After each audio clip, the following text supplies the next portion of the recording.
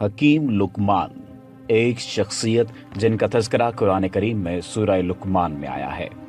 یہ واضح نہیں کہ وہ نبی تھے یا نہیں، البتہ وہ ایک بہت دانا آدمی تھے اور بہت سی حکایات ان سے منسوب ہیں۔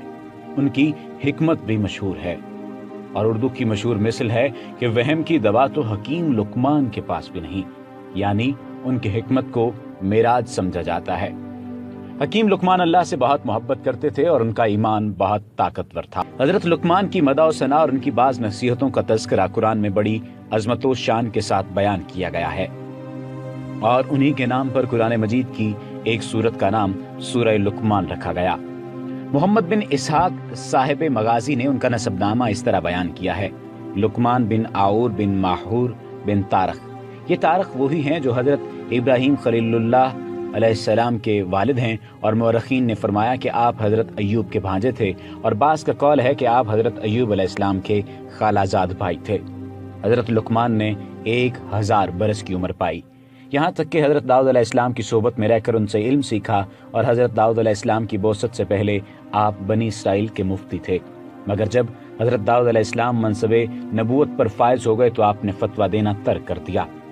حضرت اکرمہ اور امام شعبی کے سوا جمہور علماء کا یہی قول ہے کہ آپ نبی نہیں تھے، بلکہ آپ حکیم تھے، اور بنی اسرائیل کے نہایت ہی بلند مرتبہ صاحب ایمان اور بہت ہی نامورد مرد صالح تھے، اور اللہ تعالیٰ نے آپ کے سینے کو حکمتوں کا خزینہ بنا دیا تھا۔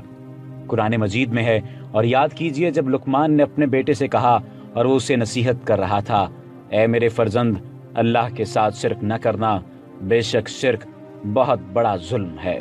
یہ سورہ لقمان کی آیت نمبر 20 ہے۔ حضرت لقمان عمر بھر لوگوں کو نصیحتیں فرماتے رہے۔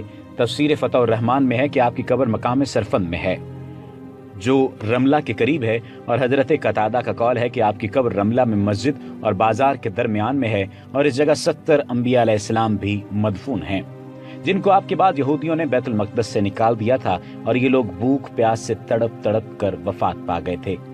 آپ کی قبر پر ایک بلند نشان ہے، اور لوگ اس قبر کی زیارت کے لیے دور سے دور تک بھی آیا کرتے ہیں۔ حکمت کیا ہے؟ حکمت عقل و فہم کو کہتے ہیں، اور بعض نے کہا کہ حکمت معرفت اور اصابت فی الامور کا نام ہے، اور بعض کے نزدیک حکمت ایک ایسی شے ہے کہ اللہ تعالیٰ جس کے دل میں یہ رکھ دیتا ہے اس کا دل روشن ہو جاتا ہے، وغیرہ وغیرہ مختلف اقوال ہیں۔ اللہ تعالیٰ نے حضرت لقمان کو نیند کی حالت میں اچانک حکمت عطا فرما دی۔ بہرحال نبوت کی طرح حکمت بھی ایک واہبی چیز ہے، کوئی شخص اپنی جدوجہد اور کسب سے حکمت حاصل نہیں کر سکتا، جس طرح کہ بغیر خدا کی عطا کے کوئی شخص اپنی کوششوں سے نبوت نہیں پا سکتا۔ یہ اور بات ہے کہ نبوت کا درجہ حکمت کے مرتبے سے بہت اعلیٰ اور بلند تر ہے۔ حضرت لقمان نے اپنے فرزند کو، جن کا نام انم تھا، چند نصیحتیں فرمائی ہیں جن کا ذکر قرآن مجید کی سورہ لقمان میں ہے۔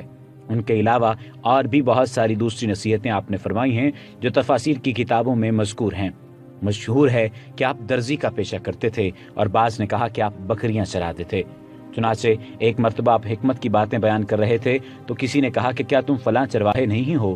تو آپ نے فرمایا کیوں نہیں، میں یقیناً وہی چرواہا ہوں۔ تو اس نے کہا کہ آپ حکمت کے اس مرتبہ پر کس طرح فائز ہو گئے؟ تو آپ نے فرمایا کہ باتوں میں سچائی اور امانتوں کی ادائیگی اور بیکار باتوں سے پرہیز کرنے کی وجہ سے۔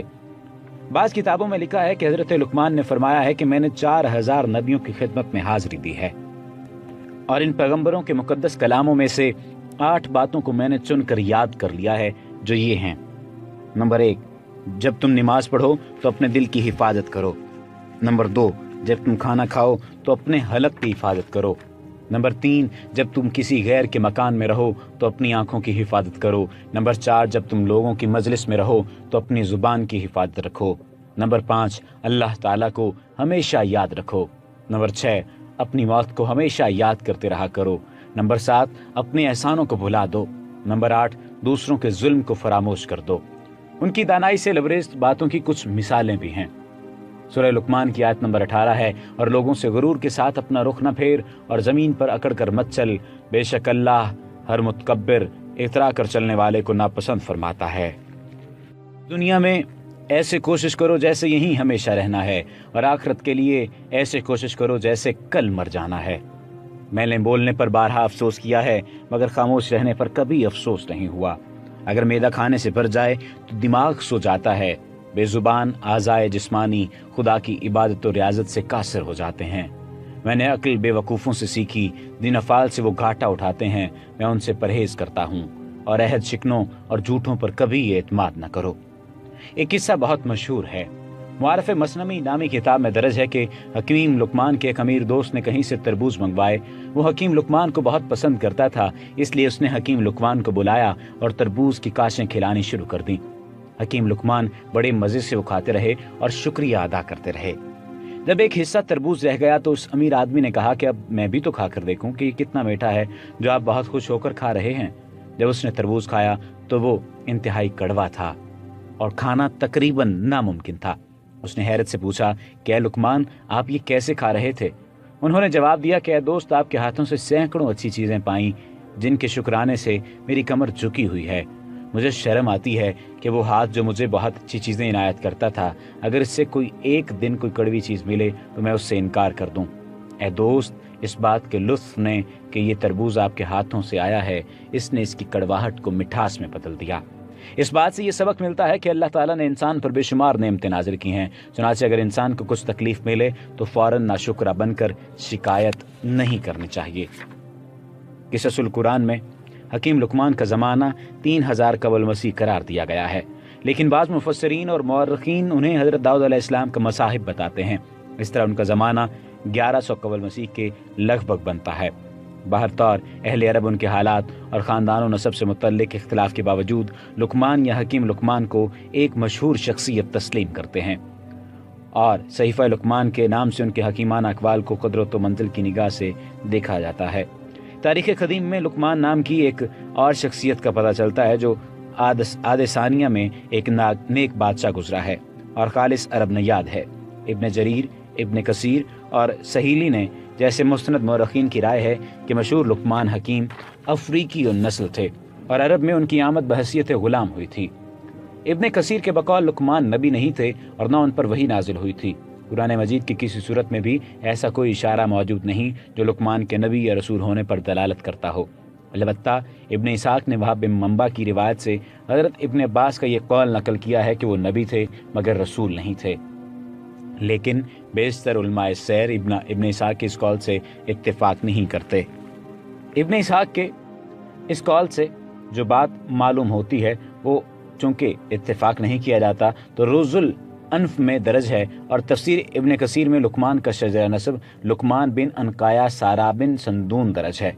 इन कुतब के मुताबिक वो सूडान के नूबी कबीला से ताल्लुक़ रखते थे। पस्ता कद, भारी बदन, स्याह रंगत, होंठ मोटे और हाथ पैर भद्दे थे, मगर वो बला के नेक, आबिद व जाहिद, साहिब हिकमत और दाना थे। अल्लाह ताला ने उन्हें हिकमत से वाफर हिस्सा अता फरमाया था। तारीख़ इब्न कसीर में हज़रत इब्न अब्बास रज़ी अल्लाह तआला अन्हु से मनकूल है कि लुकमान नजारी का पेशा करते थे। अलबत्ता सईद बिन मसीब के बकौल लुकमान मिस्री सोडानी थे और उनके होंठ बहुत मोटे थे। अल्लाह ने उन्हें अगरचे नबूवत अता नहीं की मगर हिकमत व दानाई से वाफर हिस्सा दिया। अब्दुर्रहमान बिन हरमला कहते हैं कि एक मरतबा एक हबशी सईद बिन मसीब के पास आ निकला और कुछ सवाल किया। उन्होंने कहा कि तो इस बात से दिलगीर न हो कि काला हबशी है, इसलिए कि सूडानियों में 3 आदमी दुनिया के बेहतरीन इंसान हुए हैं, हज़रत बिलाल हबशी रज़ी अल्लाह तआला अन्हु, हज़रत उमर रज़ी अल्लाह तआला अन्हु का गुलाम माजा और लुकमान हकीम जो सूडानी नोबी थे और उनके होंठ बहुत मोटे और भद्दो थे। मशहूर मौर्रख मोहम्मद बिन इसा कहते हैं कि लुकमान हकीम अरब के मशहूर कबीले आद यानी अरब बायदा की नस्ल से थे और गुलाम नहीं बल्कि बादशाह थे। वहाँ बिन मंबा का कहना है कि जब शद्दाद बिन आद का इंतकाल हुआ तो हिकमत उसके भाई लुकमान को मिली और अल्लाह ने लुकमान को वो चीज़ अता फरमाई जो ज़माने के इंसानों में से किसी को नहीं अता की थी। अल्लाह ताला ने ऐसे इंसानों के बराबर इतराक को आयसा वहासा अता फरमाया था। इदराक और वहासा अता फरमाया था यानी हवास की जमा है, और वो अपने ज़माने के लोगों में सबसे ज़्यादा तवील कामत थे। वहाब ये भी कहते हैं कि लुकमान बिन आद का नसब बलतात बिन सिल्क बिन वाइल बिन हमीर था और वो नबी थे लेकिन रसूल नहीं। अर्जुल कुरान के मुसन्निफ भी यही दावा करते हैं कि लुकमान हकीम और लुकमान बादशाह एक ही शख्सियत है और वाद सानिया के नेक बादशाहों में और बहुत बड़े हकीम व दाना थे, और अरब में लुकमान के नाम से जो सहीफ़ा मंसूब था वो उन्हीं लुकमान आद का है। क़िस्सतुल कुरान में सूरह लुक़मान की आयत 12 ta 19 का तर्जुमा दर्ज है। उसके मुताबिक लुक़मान ने अपने बेटे को जो नसीहतें की हैं उनमें उन बातों पर जोर दिया है कि लोगों के साथ हुस्न अखलाक के साथ पेश आना चाहिए। ये ना हो कि अज़राह गुरूर मुंह मोड़ लिया जाए और खुदा की ज़मीन पर अकड़ कर चलो। मैं ये इसलिए कह रहा हूँ कि अल्लाह ताला और खुदा की ज़मीन पर अकड़ कर ना चलो। मैं ये इसलिए कह रहा हूँ कि अल्लाह ताला मगरूर और अकड़ने वालों को पसंद नहीं करता। हमेशा रफ्तार में म्याना रवि कायम रहनी चाहिए और आवाज़ गुफ्तगू में नरम रखो, इसलिए कि चीखना चिल्लाना इंसानों का काम नहीं। अगर करख्त और बेवजह बुलंद आवाज़ पसंदीदा चीज़ होती तो गधे की आवाज़ काबिल सताइश समझी जाती, हालांकि उसकी आवाज़ बदतरीन आवाज़ शुमार होती है। क़िस्सतुल कुरान के मुसन्निफ़ कहते हैं कि हकीम लुक़मान अगर ग़ुलाम होते तो अपने बेटे ग़ुलामज़ादे को ये नसीहत न करते, इसलिए कि गुरूर व नखुवत, खुदबीनी और शेखी, करख्तगी और खुशूनत ऐसे औसाफ हैं जो बादशाहों, शहज़ादियों, मुतमव्विल वसाहिब और साहिब इक़्तिदार इंसानों के अंदर ही कसरत से पाए जाते हैं। इस अमर से भी इत्तेफाक है कि लुक़मान हकीम और लुक़मान बादशाह एक ही शख्सियत है और वो आदे सानिया के पैगम्बर हज़रत हूद के पैरोकार थे। वो हबशी असल नहीं लेकिन अरबी नस्ल थे।